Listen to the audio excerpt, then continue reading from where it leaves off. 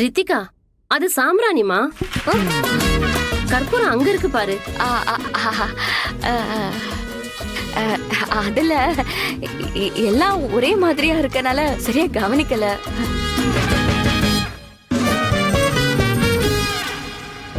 ரித்திகா, காமாட்சி அம்மன் விளக்கு ஏத்தாம கற்பூரம் கொளுத்த கூடாதுமா. ஓ, இல்ல முதல்ல விளக்கு போட்டுட்டு தான் கற்பூரம் ஏத்துவேன். இந்த பக்கம் காத்தடிக்கிற மாதிரி இருந்துச்சு, அத இங்க வச்சு ஏத்துனேன். நான் இப்போ விளக்கேத்திடுறேன்.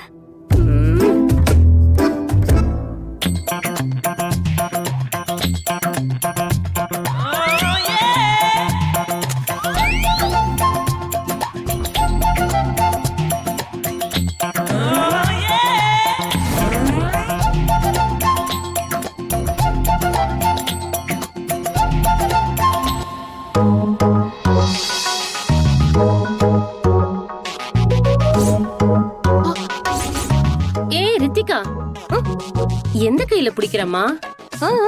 வலது கையில பிடிக்கணுமா? ஓ ஓ சரி சரி.